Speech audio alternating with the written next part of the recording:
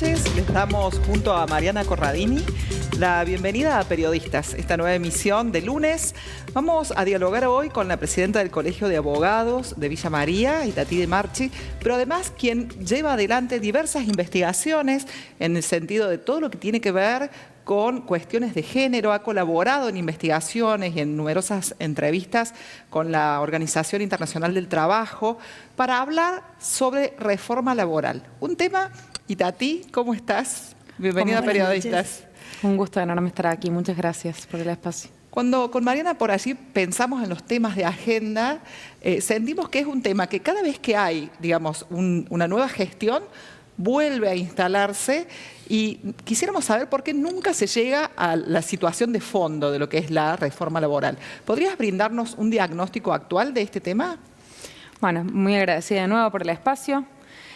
Quizá haciendo una reflexión un poco en profundidad, creo que el lenguaje adquiere una importancia relevante en los tiempos que corren, ¿no? Y por algo, esta reforma laboral, como muy bien ustedes dicen, porque se trata de eso, no le he querido poner ni siquiera el nombre. Si nosotros nos aventuramos en la ley, esta ley ni siquiera se atreve a titular esta reforma como reforma, sino que le llama modernización laboral, ¿sí? Básicamente porque cada vez que se ha intentado una reforma laboral, se ha hecho con el propósito, o más bien con la falacia, una falacia nuevamente, de que generaría una expectativa de mayor cantidad de empleo, lo cual no ha ocurrido. Históricamente, cada vez que ha ocurrido, en cada intento de reforma laboral, se ha demostrado que eso no ha conllevado un aumento de empleo, sino una mayor precarización. De hecho, un ejemplo como para cerrar la idea, un ejemplo de por qué, nos preguntamos por qué se habla de modernización laboral, digo, por qué no se dijo, por qué las cosas que no se nombran tienen aún mayor desprotección, porque carecen de palabras para ser nombradas. Entonces, se habla de una modernización laboral, pero por ejemplo, la reforma en ninguno de sus puntos habla de el atravesamiento cruel que tiene el derecho del trabajo con la inteligencia artificial. Hoy vivimos un impacto de inteligencia artificial absoluto. Sin embargo, la modernización laboral parece mentira. No dedica un artículo al impacto de la inteligencia artificial. Entonces, no es que hay una modernización laboral. Hay un nuevo intento de reforma y con ello de aniquilamiento a la parte más débil del vínculo laboral. Bien. De escucharte, sí, me surge que seguramente hace falta una modernización laboral que contenga, por ejemplo, ¿qué elementos? Yo creo, un poco yendo para atrás, yo creo que hay algunas reflexiones en las cuales quienes nos dedicamos al derecho del trabajo, me atrevo a aventurar que debiéramos coincidir, ¿no? Por un lado, el hecho de que las crisis económicas operan muchas veces como justificativo para este tipo de reforma, ¿no? Por otro lado, que los prototipos del derecho del trabajo, digo, el sistema de derecho del trabajo que se elige en cada país o en cada estado es resuelto siempre políticamente. Obvio. De una u otra forma siempre es resuelto políticamente. Por lo general, cuando se resuelve políticamente y se decide hábilmente o no tanto no ponerle el nombre de reforma laboral, es porque claramente detrás de esa modernización o como le quieran llamar, hay una degradación económica y social del vínculo laboral, ¿no? Pero además también tenemos que ponernos de acuerdo en que el derecho del trabajo reclamaba a gritos readecuarse. Eso es una realidad. La ley de contrato de trabajo no había amparado ni regulaba normativamente la cantidad de modalidades de empleo que existían, que reclamaban a gritos ser reconocidas y que nosotros seguíamos persistiendo, digo nosotros cuando me refiero a quienes nos dedicamos al derecho del trabajo desde distintas vitrinas. Seguíamos insistiendo en aquel sistema, digo para que se entienda, decimos taylorista, fordista, en aquel sistema de la automotriz. Bien. En aquel sistema del ser humano poniendo piezas, sacando piezas, claro. Industrial, de la revolución industrial. Umberto Romagnoli, un doctrinario muy sabio que nos dejó solos hace un tiempo, italiano, decía, Chiputi era el típico trabajador del estado del bienestar, que llegaba a su casa con su mameluco azul, con sus manos callosas, su mujer estaba haciendo el arroz, de pronto se distraía mirando al televisor, mujeres empoderadas y volvía el arroz rápido porque se quemaba. Ese hombre del estado de la protección, en donde no existía la perspectiva de género y que sabía que trabajaba en la Fiat y que se iba a jubilar en la Fiat. Eso dejó de ser una realidad hace mucho tiempo. Como dice José Saramago, pasamos del paradigma del trabajo a los trabajos. Si hacemos una encuesta mínima entre 15 jóvenes, ¿cuántos de esos 15 jóvenes nos van a decir que piensan jubilarse en el trabajo en el que están? Creo que ninguno. No existe. Es más, hay autores que hablan del fin del trabajo. Exacto. Del ¿no? fin de la era o por lo menos de la estabilidad en el Sí, trabajo. de la estabilidad del trabajo y del trabajo como también incluso del asalariado, ¿no? Exacto. Estábamos en esa realidad. Esa realidad existía hace mucho tiempo. Entonces digo, esa autocrítica es obligada. ¿Qué pasó que no fuimos quienes tenemos una responsabilidad en la protección de la vulnerabilidad de una de las partes en el trabajo, los que propusimos esa reforma que existía? La necesidad de que se produzca. Claro, porque también esto que vos decías, o sea, modernización como un nombre, pero el teletrabajo o el trabajo que está mediado no solo por la inteligencia artificial, que hay múltiples profesiones que se vieron afectadas, pero así en el medio de la frente directamente, y hay otras que lo van a hacer dentro de poco, Sí. Pero sobre todo el tema del teletrabajo, que también el impacto fue pandemia, pero era algo que ya también se había instalado. No te olvides que nosotros tenemos una ley, la ley 27.555, que es una ley que rige en la Argentina desde que una pandemia sin precedentes a nivel mundial no nos golpeó la puerta, la derrumbó, la tiró abajo. Y salieron medio que apresurados, sin ningún tipo de contención, a generar una ley de teletrabajo que en realidad, en una opinión personal, no funciona nunca.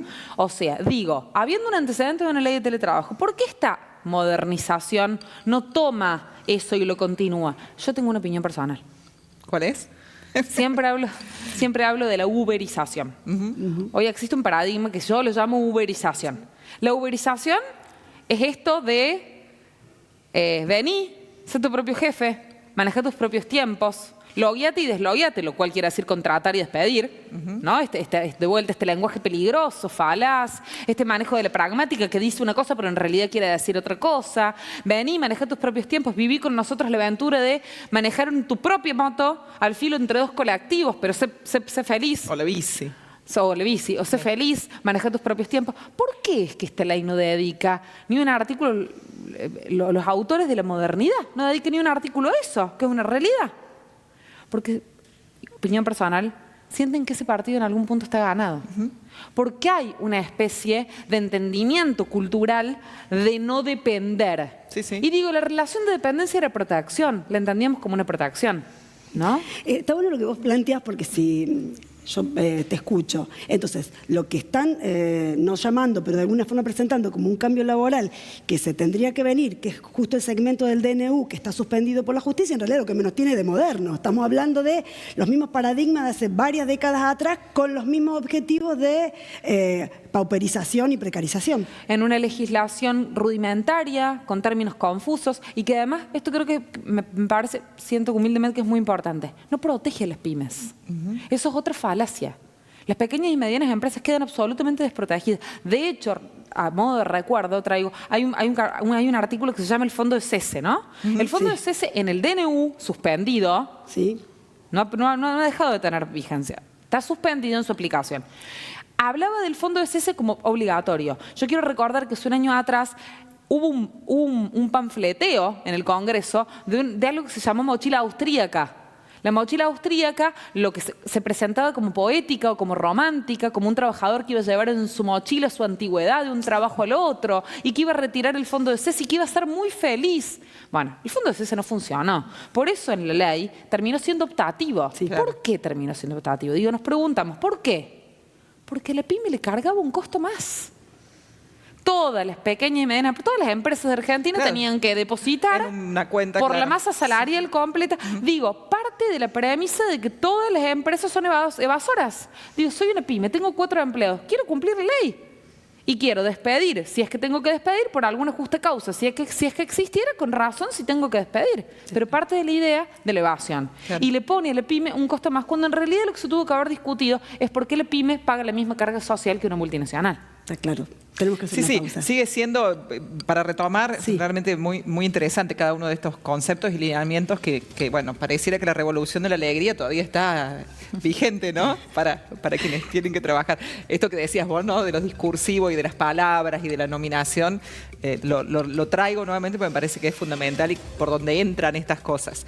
En el segundo bloque vamos a hablar de este tema y de otros que tienen que ver también ya con el plano local de Villa María, con relación a la justicia y al Colegio de Abogados. Ya volvemos.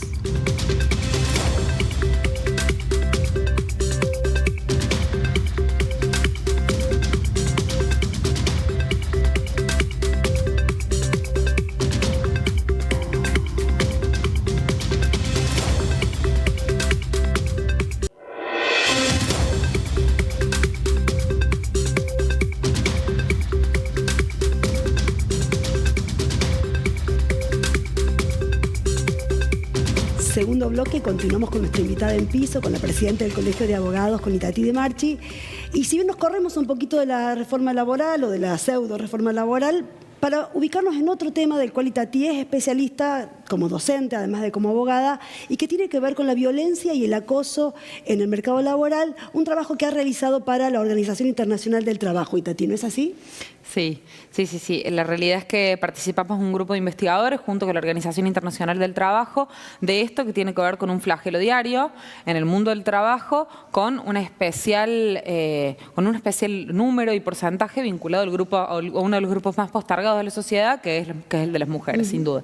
El convenio 190, a grandísimos rasgos, habla de una realidad extramuros del vínculo laboral. Digo, la violencia y el acoso en el mundo del trabajo se debe ver por fuera del binomio empleador-empleadora, trabajador-trabajadora. Siempre digo, que invita a la sociedad toda a sospechar ahí donde parece que no. ¿No? Ahí donde parece que no, ahí donde hay un chiste que nos reímos por reírnos y por no quedar mal en el grupo, ahí hay alguien que puede estar sintiéndose violentada por ese chiste, ¿no? Ahí donde parece que no, el convenio 190 te invita a sospechar, a ser testarudo, a ver más allá de lo que podés mirar, a tener una observación que vaya mucho más allá del simplemente contemplar, a entender que como sociedad tenemos que ver en un doble sentido. Cuando una situación de violencia o acoso ocurre en el mundo del trabajo, tenemos que ver en el sentido de responsabilidad social y tenemos que ver más allá de mirar. Hay en el equipo de trabajo, en el grupo de investigación, que hicimos una investigación amplia de más de 100 encuestas, tanto actores sociales como empresarios, entidades sindicales y Estado en todas sus reparticiones, entendimos que con números duros, que uno de los grandes problemas de la violencia y del acoso en el mundo del trabajo es el caso del testigo mudo. El 43% de los entrevistados y entrevistadas, reconocieron haber sido testigo de una situación de acoso o violencia y no haberlo podido decir. De ese 43%, el 80% no lo pudo verbalizar por miedo a perder el trabajo. Claro, el ejercicio del poder, ¿no? ¿Cómo actúa ahí? Imaginemos la cantidad que dijo que no vio. Claro. Víctimas, mujeres mayoritariamente. La mayor parte son mujeres, diversidades sexuales y además esto de el callarse, la necesidad de, en varios protocolos que yo tuve la posibilidad de redactar para entidades sindicales y para empresas, esto de generar una caja de herramientas, ¿no? Llegar al trabajador, a la persona que trabaja con un lenguaje claro, sencillo, llano, para hacer entender lo que ocurre y en lo que todos tenemos que ver. Una caja de herramientas que tiene que ver un espacio diferenciado del sector de reclamos generales. Claro. ¿Por qué? Porque en el trabajo también se genera esto de la habitualidad de ¿viste lo que pasó? Sí. ¿Viste lo que pasó con tal? ¿Te enteraste? Sacarlo de ese contexto de la habitualidad, del contarse unos con otros, poner un sector apartado, la confidencialidad, la necesidad de que el médico, que es el primer testigo muchas veces de lo que está ocurriendo, tenga también una capacitación en este tema. Y el ayudar y el capacitar también al testigo, el acompañamiento al testigo. Claro. Sí, también mucha sensibilización hace falta en ese sentido. Claro. Bueno, decíamos con Mariana también hacer parte de la agenda local con relación a la accesibilidad, que es otro por allí tema que a veces se nombra mucho, pero en el hacer o en la praxis estamos bastante lejos. Le dieron un paso importante. Sí, por eso. En la praxis, ¿qué es lo que está ocurriendo con relación a la accesibilidad en el tema de los edificios de Villa María? Del edificio de justicia. Sí, de justicia, sí. Parece mentira. Que el acceso a la justicia no sea para todos. Tenga tantas escaleras que no se puede usar. Que no sea para todos. Parece mentira que el acceso a la justicia sea un privilegio para algunos y para que otros con limitación funcional no puedan ingresar, no podían ingresar. Hasta antes de este reclamo que hicimos insistentemente, la persona con una discapacidad o con una limitación funcional tenía que activar todo un protocolo que implicaba avisarle al seguridad, avisar de adentro salir, autorizarle el ingreso. Todo esto implicaba primero la revictimización, la humillación de la persona esperando en la puerta, tanto de la ciudadanía, fundamentalmente, como de la abogacía, los abogados y abogados que trabajamos en tribunales y que teníamos alguna limitación funcional, no podíamos ingresar al edificio de tribunales. Claro. Hicimos una presentación bajo procedimiento de amparo, mencionando toda la normativa internacional, parece mentira, la normativa internacional y nacional de protección a la persona con discapacidad y con limitación funcional. Y bueno, finalmente desde la Administración General de Justicia nos han avisado que un grupo de arquitectos ya trabaja en la rampa, pero como medida transitoria pedimos que se garantice el acceso y se está habilitando, ya está en inicio de ejecución de obra, en la puerta de ingreso por calle San Juan, pero hemos pedido que se señalice desde el ingreso de tribunales hasta la calle San Juan, se señalice por dónde entran. Por dónde, claro. Bueno. Sí. Y esto seguro viene de la mano de otro proyecto, el que ustedes también están trabajando, un proyecto de larga data en Villa María, impulsado por el intendente Castelo, bueno, desde su anterior gestión, y que tiene que ver con una ciudad judicial para Villa María. Sí, por lo pronto contarles que nuestra intención en este momento es que se garantice en el edificio que está todos los servicios que se deben garantizar para que la ciudadanía y para que la abogacía no transiten una trampa mortal. Bien. El edificio de tribunales tiene mucho para refuncionalizar y no podemos esperar a la ciudad judicial para que eso se refuncionalice. Por ejemplo, las salas de audiencia de tribunales, que cuando uno dice sala de audiencia pareciera que fuera una cosa corporativa de la abogacía. La sala de audiencia es donde un testigo dice que vio un accidente de tránsito, donde una víctima cuenta la situación en la que se encuentra, que está atravesando. Hoy no garantiza la confidencialidad, la intimidad. Hay salas de audiencia que se están dando en un pasillo de tribunales. Realmente no se garantiza el servicio de justicia, sobre todo de confidencialidad. Claro. O que están en el quinto piso. O que están en el quinto piso.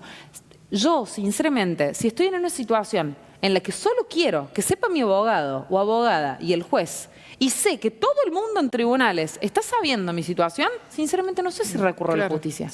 No está garantizada la tutela judicial efectiva.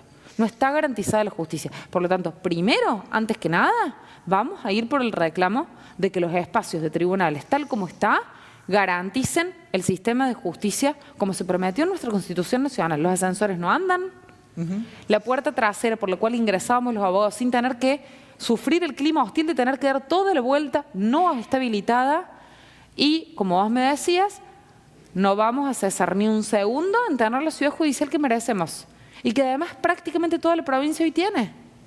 Eso está situado, porque dialogábamos antes de ingresar al aire, en el sector de Ruta 158. Exactamente, exactamente. Ahí están emplazados los terrenos en donde se pretende construir el terreno de la ciudad judicial, el edificio de la ciudad judicial. Mira qué pregunta por ahí básica. ¿Es una ciudad, judicialmente hablando, una ciudad muy activa, Villa María, concentra una gran región? Sí, claro. Sí, claro. Judicialmente concentra zonas aledañas como James Craig, Pugio, Las Perdices, Pozo del Molle. Tiene una extensión enorme Villa María, sí, claro. Sí. Fíjate todo lo que implica también Arroyo Cabral. el no resolver cuestiones básicas, claro, ¿no? Para la garantía, ¿no? Para la garantía de la ciudadanía. Es una necesidad de la ciudadanía a nivel regional, a nivel regional, sin duda. Y con relación a los desafíos, ahora sí vamos ya a la gestión, ¿sí? Porque seguramente nos van a indicar, nos van a indicar el tiempo. La gestión, ¿no? Del Colegio de Abogados de Villa María. Bueno, algunas de todas estas cosas son justamente accionadas desde la gestión que vos encabezás. ¿Cuáles son esos otros desafíos, además de estos que nombraste actualmente? ¿Cuánto hace que estás? Ay, parecen muchísimo tiempo, 3 meses y medio. 3 meses y medio. 31 de mayo, 1 de junio empezamos la gestión. Bien. Mira, en primer lugar, decirte que tenemos un equipo de trabajo hermoso, que ha dejado atrás cualquier tipo de contienda en su momento. Hoy ni lo recordamos. Tenemos un equipo hermoso, de trabajo hermoso, que funciona perfecto. Y eso es fundamental para que las cosas se hagan. Coincidimos en los pilares. Nuestros pilares son nuestros jóvenes como protagonistas. En ese sentido, hay un acompañamiento permanente a los jóvenes, a los nobles en realidad, para no distinguir franja etaria, a los nobles. Está bien, claro, ese término también. Está bueno. ¿Cuántos abogados tiene Villa María y abogadas? Y hoy hay aproximadamente unos 1.100 y activos unos 800. Y ese es un número que no sé cuál es la proporción por habitante óptima, pero estamos en un buen número. Un buen número, es un muy buen número. Es un muy buen número. Evidentemente lo que marca que hay una actividad universitaria importante y trascendental para que no se lleve atrás, ¿no? Tanto en la abogacía como en otras profesiones. Sí, te interrumpí, te dejamos seguir. Un programa de inserción profesional activo, importante. En ese sentido, hay el abogado y la abogada de los niños, niñas y adolescentes necesitan tener una capacitación especial. Estamos montando capacitaciones especiales para esa inserción profesional. Hay un acompañamiento permanente de tutores y de padrinazgo respecto de los jóvenes abogados y su inserción profesional. Hay eso como primera medida, como primer pilar básico y fundamental. Hoy las juras que se hacen a los nuevos matriculados son junto a la familia concurre al colegio a jurar con el joven, porque se entiende que cada vez que un joven se recibe ha habido un esfuerzo familiar y emocional importante detrás del joven. Otro de los pilares fundamentales es el trato respetuoso a la abogacía. Merecemos el trato respetuoso que se nos debe brindar. Por lo tanto, el colegio ha iniciado un sistema de código QR. Hay un código QR en cada repartición del ejercicio profesional diario del abogado, simplemente acercando el celular. Eso redirige el colegio y el colegio recibe la denuncia o el reclamo. Hay un sistema de vocalía de turno, todo esto vinculado al respeto del abogado, un sistema de vocalía de turno todas las semanas con publicación de su teléfono para que el vocal de turno sea presente en cada situación que el abogado lo requiera. Un sistema de protección a los jubilados, a los eméritos, con un seguimiento diario respecto de la remuneración digna para los abogados eméritos que ya no están ejerciendo activamente la profesión, y sobre todo, fundamentalmente, una explosión de la usina de academia e investigación. Hoy hay 8 salas académicas de las diferentes ramas funcionando con capacitaciones permanentes y con una comisión de vigilancia que se encarga del buen funcionamiento de la administración de justicia en cada rama del derecho. Es muchísimo, y además cuando pensamos que hay un desfinanciamiento de la educación, ¿no?, de la educación pública, de CONICET y de todo lo que se investiga, que las instituciones tengan que seguir batallando en esto, realmente es fundamental, pero bueno, es importante que se haga, ¿no? Claro que sí. Claro. Mariana. Sí, para cerrar y vos estás contando lo que previeron como gestión. ¿Y en lo personal? Ay, qué difícil. Me encanta hacer preguntas difíciles. Qué difícil. En lo personal, que se sientan representados por mí, que sientan que el colegio es un refugio, es su casa, hacer del colegio un refugio, que el equipo de trabajo que conduzco, que me toca conducir y que me han dado el honor de conducir como primera presidenta mujer electa, sea un equipo de trabajo que se sienta cómodo en cada decisión y que los jóvenes sientan la esperanza de que pueden insertarse y que pueden ser felices. Con la abogacía. Muy bien. Con la abogacía. Gracias, Itatí de Marchi. Itatí. Volvemos en breve, porque creo que nos queda escaso tiempo para darles algunas de las últimas noticias vinculadas a la política. Y hubo varias. Ya volvemos.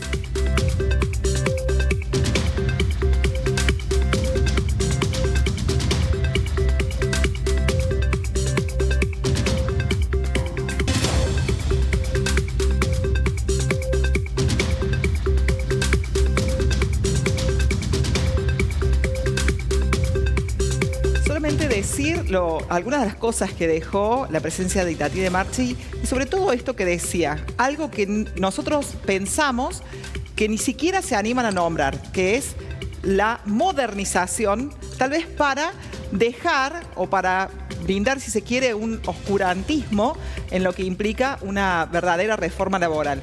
Y otra fue precisamente también pensar en la garantía de justicia para todos los ciudadanos y ciudadanas que están vinculados a este sector que es la ciudad de Villa María y que es un conglomerado que va mucho más allá de la ciudad en sí y lo que implica la justicia y el rol de la abogacía en ese sentido. A mí me toca destacar los 3 grandes temas políticos que nos deja la semana y también lo que quedó de la semana pasada.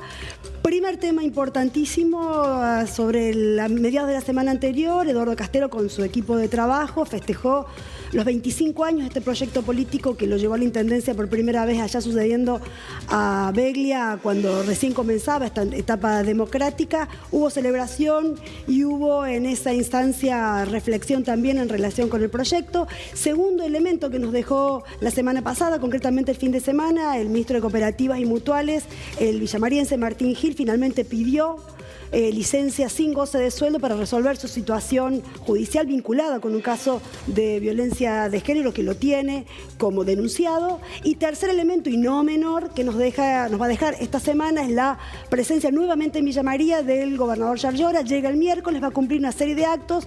¿Por qué digo que no es un dato menor? Porque Yarlora está llegando de una vuelta, de una gira bastante prolongada por el exterior, por Estados Unidos y otros lugares del mundo. Y una de las primeras cosas que hace al volver a Argentina es estar en Villa María. Va a estar el miércoles a las 4 de la tarde en el Parque Pereira y Domínguez. Paula. Con todas las noticias políticas que tenemos en esta semana y en la que pasó, nos despedimos hasta un próximo encuentro. Pueden recuperar estos contenidos jueves y domingos a la hora 21:30 en las redes oficiales también de UniTV. Agradecemos a Lilo Indumentaria, colección ya primavera-verano, para poder ir allí y conocer lo que viene en colores y en tendencias. También decirles que, bueno, en este caso, como es habitual, agradecemos a Erika Fecia y le mandamos un saludo a la familia porque están celebrando. Exactamente, están de cumpleaños. Así es. Gracias. Muchísimas gracias por el tiempo, al equipo de UniTV y a ustedes que siguen periodistas en los diferentes formatos. Buenas noches.